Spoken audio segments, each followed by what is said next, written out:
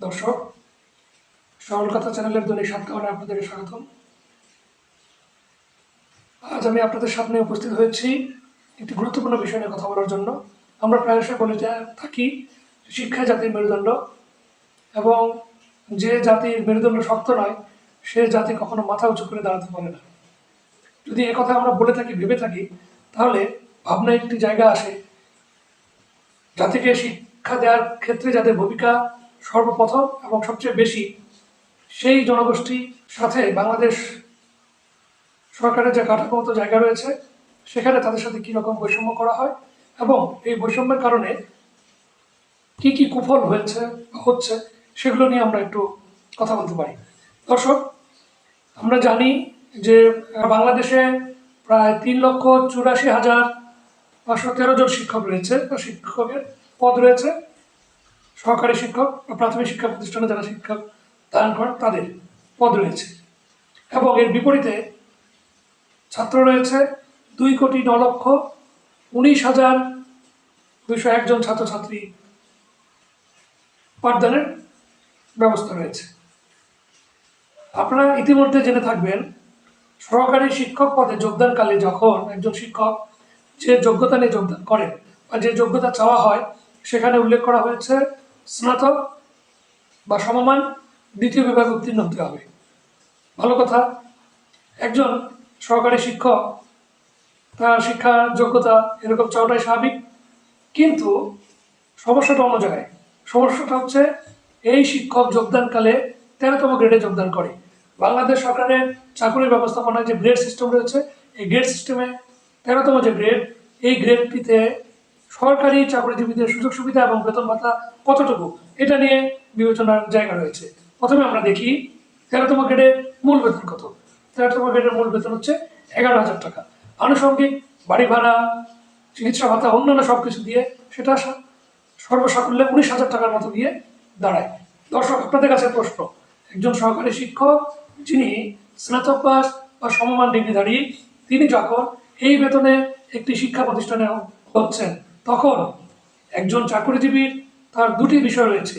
একটি হচ্ছে সামাজিক মূল্যায়নের জায়গা, আর দ্বিতীয়টি হচ্ছে অর্থনৈতিক মূল্যায়নের জায়গা।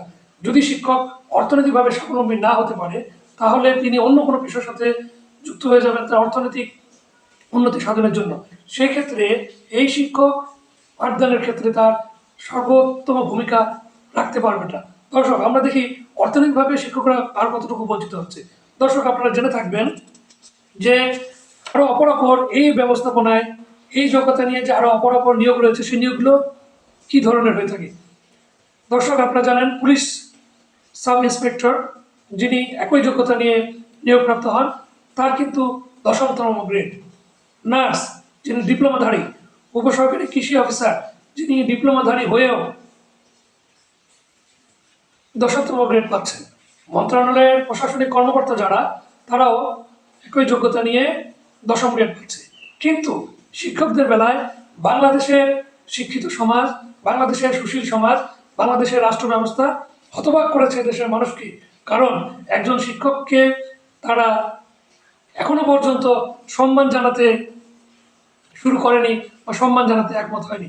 আমরা ছোটবেলায় পড়েছিলাম শিক্ষকের মর্যাদা সবার উপরে, কিন্তু আমরা শিক্ষককে মর্যাদা তো দিই না, এবং তাদের অর্থনৈতিক যে স্বাবলম্বী করে গড়ে তোলার যে জায়গা, সেটাতে আমাদের কোনো ভূমিকা নেই।